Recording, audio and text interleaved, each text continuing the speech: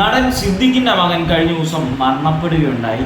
അതുമായിട്ട് ബന്ധപ്പെട്ട് ഒരു കാര്യം പറയാനായിട്ടാണ് ഞാൻ ഈ വീഡിയോ ചെയ്യുന്നത്. ഞാൻ കിടക്കുന്ന സമയത്ത് ഒരു വീഡിയോ കണ്ടതുകൊണ്ട് എഴുന്നേറ്റ് വന്ന് ചെയ്യുന്നതാണ്. എനിക്ക് പറയാനുള്ളത് കേരളത്തിൽ ഈ പറയുന്ന മീഡിയാസ് നമ്മളെ പറയാൻ പറ്റില്ല. ഓൺലൈൻ മീഡിയാസ് എന്ന് പറഞ്ഞ് ഈ എല്ലാവരുടെയും സ്വകാര്യതയിലോട്ട് ഇടിച്ച് കയറി അവരുടെ ഇമോഷൻസ് വിറ്റ് ജീവിക്കുന്ന കുറേ എണ്ണത്തോടാണ്. നിനക്കൊക്കെ എങ്ങനെയാണ് ഒരു മനുഷ്യൻ്റെ ഇമോഷൻസ് വിറ്റ് ജീവിക്കാൻ, അല്ലെങ്കിൽ ഒരു മരണ വീട്ടിലോട്ട് കടന്നു ചെന്നിട്ട് അവിടുത്തെ മനുഷ്യൻ്റെ ഇമോഷൻസ് വിറ്റ് ജീവിക്കാനായിട്ട് സാധിക്കുന്നില്ല? കുറേ എണ്ണ ഇറങ്ങിയിട്ടുണ്ട്. ഇപ്പം കേരളത്തിൽ നടക്കുന്ന മെയിൻ കച്ചവടം ഇതാ. ഏതെങ്കിലും ഒരു സെലിബ്രിറ്റി മരിച്ചാൽ, അല്ലെങ്കിൽ ആരെങ്കിലും ഫേമസ് ആയിട്ടിരിക്കുന്ന ഒരാൾ മരിച്ചാൽ ഇവന്മാർ അങ്ങോട്ടൊക്കെ ചെല്ലുകയാണ്.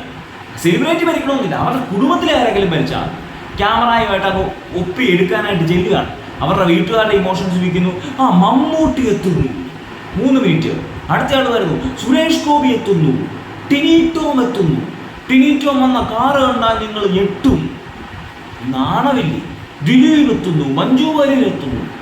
ഉളുപ്പില്ലേ? നിങ്ങളൊന്ന് ആലോചിച്ച് നോക്കണം. നിങ്ങളുടെ വീട്ടിലെ ഒരാൾ മരിക്കുന്ന സമയത്ത്, അല്ലെങ്കിൽ നിങ്ങളുടെ പ്രിയപ്പെട്ട ഒരാൾ തളർന്നു കിടക്കുന്ന സമയത്ത്, അല്ലെങ്കിൽ നിങ്ങളുടെ പ്രിയപ്പെട്ട ഒരാളുടെ ജീവൻ നഷ്ടമാകുന്ന സമയത്ത് ഒരുത്തൻ ക്യാമറയും കൊണ്ട് നിങ്ങളുടെ ഇമോഷൻസ് വിറ്റ് ജീവിക്കാൻ ചെന്നാൽ നീയൊക്കെ എങ്ങനെ റെസ്പോണ്ട് ചെയ്യും? എൻ്റെ സ്വകാര്യതയിൽ എൻ്റെ പ്രിയപ്പെട്ട ഒരാളുടെ എന്തെങ്കിലും സംഭവം നടക്കുന്ന ഇമോഷൻസ് വിറ്റ് ജീവിക്കാൻ വന്നാൽ എനിക്കിത് താങ്ങത്തില്ല ഉള്ള കാര്യം പറയാമല്ലോ. അങ്ങനെ എടുക്കാൻ വന്നാൽ അത് പറയേണ്ട രീതിയിൽ പറയാനോ അല്ലെങ്കിൽ ചെയ്യേണ്ട രീതിയിൽ ചെയ്യാനോ അറിയാൻ ചെയ്തിട്ടുമുണ്ട്. കഴിഞ്ഞിടയ്ക്ക് ഒരു ദുരനുഭവം ഉണ്ടായതുകൊണ്ടാണ് ഇക്കാര്യം പറയുന്നത്. ഞങ്ങൾക്ക് വളരെ വേണ്ടപ്പെട്ട ഒരു കാര്യത്തിൽ, അല്ലെങ്കിൽ ഞങ്ങൾക്ക് വളരെ പ്രയാസമുണ്ടായ ഒരു കാര്യത്തിൽ ഞങ്ങളുടെ ഇമോഷൻസ് വിറ്റ് ജീവിക്കാനായിട്ട് ഒരുത്തൻ വന്നു. ചെയ്യേണ്ടത് ചെയ്തിട്ടുണ്ട്, അല്ലെങ്കിൽ അത് നേരിടുന്ന രീതിയിൽ നേരിട്ടിട്ടുണ്ട്. അതുകൊണ്ടാണ് പറയുന്നത്, ഇനി എങ്കിലും ഒന്നെങ്കിൽ എടുക്കാൻ വരുന്നവനെയൊക്കെ ഈ വീട്ടുകാർ നേരിടും, അല്ലെങ്കിൽ നാട്ടുകാർ നേരിട്ട് ഇവനോടൊന്നും ഈ പരിപാടി ഇവിടെ നടക്കത്തില്ലെന്ന് പറയണം. കുറേ എണ്ണം വീട്ടിൽ ജീവിക്കാൻ. അത് കേരള ലെവലിൽ മാത്രമല്ല, നിങ്ങൾ ആലോചിക്കണം, കേരള ലെവലിൽ മാത്രമല്ല, എല്ലാ പഞ്ചായത്തിലും ഉണ്ട് ഇതുപോലത്തെ ഐറ്റംസ്.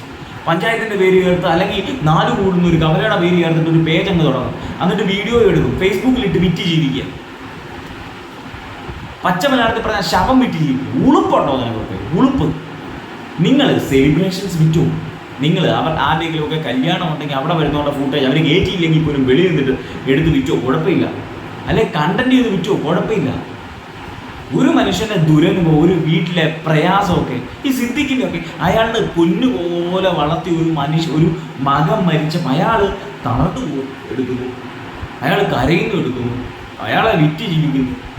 നിങ്ങൾ ചെയ്തു, നിങ്ങൾ കണ്ടന്റ് ചെയ്തു. സിദ്ദിഖിൻ്റെ മകൻ മരിച്ചു, സിദ്ദിഖിൻ്റെ മകനെ പറ്റിയുള്ള കാര്യങ്ങൾ, സിദ്ദിഖ് എങ്ങനെയാണ് മകനെ വളർത്തിയത് എന്നൊക്കെ നിങ്ങൾ പറഞ്ഞു. ഒരു കുഴപ്പമില്ല. അല്ലെങ്കിൽ മറ്റാരെങ്കിലും മരിച്ചു, അവൻ്റെ ഓർമ്മകൾ നിങ്ങൾ പങ്കുവച്ചു, കുഴപ്പമില്ല. നമ്മുടെ മുഖ്യധാരാ മാധ്യമങ്ങളൊക്കെ ചെയ്യുന്നതാണല്ലോ, കുഴപ്പമില്ല. ഈ മുഖ്യധാരാ മാധ്യമങ്ങളും കണക്കാം. കഴിഞ്ഞ ദിവസം ഈ കുവൈറ്റിൽ ആ മരണപ്പെട്ട യുവാക്കളുടെയൊക്കെ വീട്ടിലോട്ട്, അല്ലെങ്കിൽ മരണപ്പെട്ട ആൾക്കാരുടെയൊക്കെ വീട്ടിലോട്ട് ഈ കേരളത്തിലെ മുഖ്യധാരാ മാധ്യമങ്ങളിൽ ഇരുന്നത് കണക്കാണ്. അങ്ങ് ലൈവ് കമൻട്രി പോലെയാണ്, അങ്ങ് മൈക്കുമായിട്ട് ചെല്ലുക. അതൊക്കെ ഈ പറയുന്ന 10, 30, 40 വയസ്സുള്ള ചെറുപ്പക്കാരാണ് മരിച്ച് ആ വീട്ടുകാർ കരയുന്നത് മൈക്കുമായിട്ട് അങ്ങ് ചെല്ലുകയാണ് വീടുകളിലോട്ട് ഇടിച്ച്.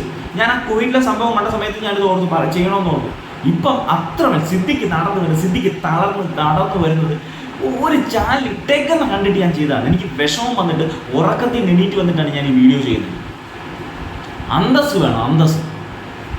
ഇതിപ്പോൾ കുറേ നാളായി. ഞാൻ കഴിഞ്ഞ ഇടയ്ക്ക് ഇതേപോലെ കേരളത്തിൽ ഒരു പ്രമുഖ നടൻ്റെ വീട്ടിലെ ആരോ മരിച്ചപ്പോൾ അപ്പനോ അമ്മയോ ആരാണ്ട് മരിച്ച സമയത്ത് സംഭവം നടന്നേ ഞാൻ ഓർക്കുന്നില്ല. ഒരുപക്ഷെ നിങ്ങൾക്ക് മനസ്സിലാവുമായിരിക്കും. ആ സമയത്ത് ആ പുള്ളിയുടെ ഭാര്യ, എനിക്ക് തോന്നുന്നു 2ാം ഭാര്യയൊന്നും, അവർ കരയുന്നത് എടുത്തിട്ടേക്കുക. ഇവന്മാർക്കറിയാം ഈ 2ാം ഭാര്യ കരയുന്ന, അവർ ആത്മാർത്ഥം കൊണ്ട് കരയുന്ന ആ പ്യുവറായിട്ടുള്ള കരച്ചില്ല. എന്നാലും അതിട്ടാൽ അതിനിടയിൽ കമൻറ്റ് വരുമെന്നും അവരെന്തിനാണ് കരയുന്നതെന്ന് ആൾക്കാർ ചോദിക്കുമെന്നും, അതങ്ങനെ ചോദിച്ചു കഴിയുമ്പം വീഡിയോയുടെ റീച്ച് കൂടുമെന്നും അതിൽ പിന്നെയും കമൻറ്റ് വരുമെന്നും അങ്ങനെ ഇവർക്ക് കാശ് വരുമെന്നും ഒക്കെ അറിയാവുന്ന കുറേ എണ്ണമാണ്. ഒന്നല്ലെന്നേ. നിങ്ങൾ ഈ തിയേറ്റർ റിവ്യൂ എടുത്തു, നിങ്ങൾ അലിൻ ജോസ് പെരേരയും ആറാട്ടണ്ണനെയും, അല്ലെങ്കിൽ കിംബോയ് അണ്ണനെയും, അല്ലെങ്കിൽ ടർബോ അണ്ണനെയും, ജയിലർ അണ്ണനെയും ഒക്കെ വിറ്റ് ജീവിക്കും. ഒരു കുഴപ്പമില്ല. നല്ല കാര്യം. ആൾക്കാർ, ഞാനും ഈ വീഡിയോകളൊക്കെ കാണുന്ന, അല്ലെങ്കിൽ ആ വീഡിയോകളൊക്കെ കണ്ട് എന്താ പറയുന്നത്, ആസ്വദിക്കുന്ന ആൾ തന്നെ അതൊക്കെ ചെയ്തു. മരണ വീടുകളിലേക്ക്, അല്ലെങ്കിൽ പ്രയാസമുള്ളവർ അവരുടെ അങ്ങോട്ട് ഇടിച്ച് കയറി ചെല്ലുന്ന പരിപാടി അവസാനിപ്പിക്കണമെന്ന് മാത്രമേ ഉള്ളൂ. ഒറ്റ റിക്വസ്റ്റ്, അത് മര്യാദയായിട്ടാണ് പരിപാടി. നിങ്ങൾ ആൾക്കാരെ എൻ്റർടൈൻ ചെയ്യുന്ന എന്ത് വെള്ളം ചെയ്തു. ഞാൻ പറഞ്ഞില്ലേ, മുമ്പ് പറഞ്ഞ പോലെ കല്യാണ വീട്ടിൽ കയറുന്നില്ല, വെളിയിൽ എടുത്തു. നിങ്ങൾ ബിഗ് ബോസ് വരെ വിളിച്ചിരുത്തി ഇൻ്റർവ്യൂ എടുത്തു. ഒരു കുഴപ്പമില്ല. ശവം തിന്നുന്ന പരിപാടി, അതിനോട് മാത്രമാണ് യോജിപ്പ്. ശവം തിന്ന് ജീവിക്കുന്ന പരിപാടിയോട് മാത്രമാണ് യോജിപ്പ്. ഒരു തരത്തിലും. കാരണം വ്യക്തിപരമായിട്ട് ദുരനുഭവം ഉള്ളത് കൊണ്ട് കൂടിയാണ് ഞാൻ ഈ പറയുന്നത്. നമുക്ക് സഹിക്കാൻ പറ്റില്ല. നമ്മുടെ പ്രിയപ്പെട്ട ആരെങ്കിലുമൊക്കെ നഷ്ടമായ ശേഷം അവിടെ വന്നിട്ട് ഈ സാമാനവും പൊക്കി പിടിച്ചുകൊണ്ടിരിക്കുന്നത് നമുക്ക് സഹിക്കാൻ പറ്റാത്തതുകൊണ്ടാണ് പറയുന്നത്. ഇത് സിദ്ദിഖിന് കോമൺ കേസുകളിൽ പോലും ഉണ്ടാകുന്നുണ്ടെന്നേ. നിങ്ങൾ ക്യാപ്ചർ ചെയ്യുന്നതിലല്ല കുഴപ്പം, മനസ്സിലായില്ലേ? അല്ലെങ്കിൽ നാളെ വീഡിയോസിനെതിരെ പറയരുത് എന്നുള്ളതുകൊണ്ടാണ് ഞാൻ ഈ പറയുന്നത്. കുറേ എണ്ണം മാധ്യമപ്രവർത്തകരെന്ന് പറഞ്ഞു, നല്ല മാധ്യമപ്രവർത്തകർ കൂടെ പേരില്ല. നമ്മുടെ ഈ പണ്ട് കാലത്ത് നമ്മുടെ ഈ മുഖ്യധാര ചാനലുകളൊക്കെ കീപ്പ് ചെയ്തിരുന്ന ഒരു സ്റ്റാൻഡേർഡാണ്. അവരെ പോലും ഈ പറയുന്ന ഇപ്പോഴത്തെ ഈ ടീംസ് കാരണം അവരുടെ സ്റ്റാൻഡേർഡ്സിനെ പോലും അഫക്റ്റ് ചെയ്യാനായിട്ട് തുടങ്ങിയിട്ടുണ്ടെന്നുള്ളതാണ് കാര്യം.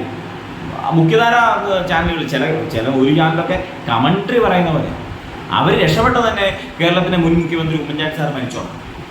ഉമ്മൻചാണ്ടി സാർ മരിച്ചപ്പോൾ അതിൻ്റെ ലൈവ് കവറേജ് എടുത്ത് വിറ്റ് കയറി വന്നൊരു ചാനലുണ്ട്. ആ ചാനൽ ഇപ്പോഴും ആ കമൻട്രി പറയുന്നുണ്ട്. അവരുടെയൊക്കെ തമ്പ് കാണും, ഓരോരുത്തരുടെയും ഓരോ കാര്യത്തിൻ്റെയും തമ്പയിലൊക്കെ കാണും. ആ പോട്ടെ, അതൊന്നും കുഴപ്പമില്ല. ദയവ് ഈ പരിപാടി മനുഷ്യൻ്റെ ഇമോഷൻസ് വിറ്റ്, മനുഷ്യൻ്റെ ഫീലിങ്സ് വിറ്റ്, അവൻ്റെ അവസ്ഥയെ വിറ്റ്, അവൻ്റെ വീട്ടിലെ പ്രയാസത്തെ വിറ്റ്, അവൻ്റെ വീട്ടിലെ ബുദ്ധിമുട്ടിനെ വിറ്റ്, അവൻ്റെ കണ്ണീരിനെ വിറ്റ് ജീവിക്കുന്ന പരിപാടി കേരളത്തിലെ ഓൺലൈൻ മീഡിയാസ് എന്ന് പറയുന്ന ആൾക്കാർ ഒന്ന് അവസാനിപ്പിക്കണം. സിദ്ദിഖിൻ്റെ വീട്ടിലോട്ട് ഇടിച്ചു കയറിയ പോലെ ഇനി ഒരു വീട്ടിലോട്ട് ഇടിച്ചു കയറാതിരിക്കുക. അല്ലെങ്കിൽ മറ്റേ മുമ്പ് പറഞ്ഞ നടൻ്റെ വീട്ടിലോട്ട് ഇടിച്ചു കയറിയ പോലെ നിങ്ങൾ അലിൻ ജോസ് പെരേരയെയും കിംബോയിയെയും ആറാട്ടണ്ണനെയും അല്ലെങ്കിൽ ജയിലർ അണ്ണനെയും ടർബോ അണ്ണനെയും കാസർഗോഡ് അണ്ണനെയും തിരുവനന്തപുരം അണ്ണനെയും അമേസിംഗ് അണ്ണനെയും അമേസിംഗ് അല്ലാത്ത അണ്ണനെയും ഒക്കെ വിറ്റ് ജീവിക്കുക. ശവം വിറ്റ് ജീവിക്കുന്ന പരിപാടി അവസാനം.